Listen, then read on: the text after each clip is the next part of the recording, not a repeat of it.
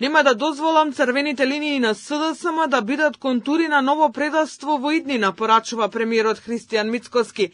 Тој повтори дека резолуцијата која ја предлага Филипче е празен документ. Според премиерот, власта се бори за еднаквост со останатите држави при европските интеграции.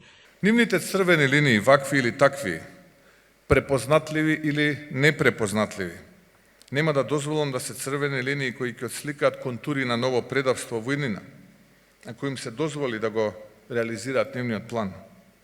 Запрашете се зошто пред избори оваа тема ја наметнуваат. Повторувам, и не знам, и се чудам, на што се надеваат, до кого го испраќаат овој сигнал. Но нашиот народ покажал низ вековите дека е мудар, добро памети до пред само една година, каква власт имаше СДСМ и дуи и што направи. Филипче пак жали зашто премиерот не го прифати предлогот од СДСМ.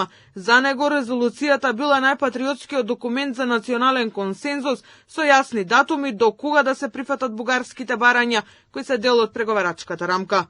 Искрено сметам дека ќе се надминат во следниот период за време на кампањата себе си сите политички партии, вклучувајќи ги ВМРО-ДПМН, дека ако ништо друго, ќе најдат сила и ќе седнат на маса да дискутираме за овој документ, поради тоа што времето сериозно не гази, регионот оди напред, а ние тука не гледаме никаков напредок. Председателката Гордана Силјановска-Давкова вели дека во резолуцијата нема ништо околу гаранциите и според неа не може прво да се објави документот, па потоа да се бара сите да застанат за истиот.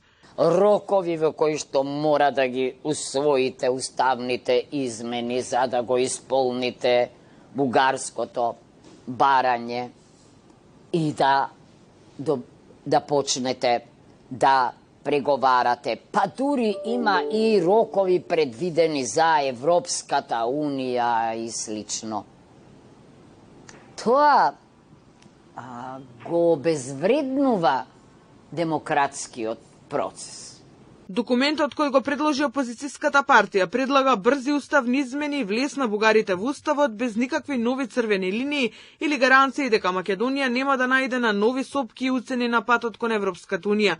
СДСМ бара сите партии да се согласат првото гласање за уставните измени да биде на 15 декември, а целата процедура да заврши до февруари 2026 година. Власта таквиот документ веднаш одби да го поддржи во законодавниот дом.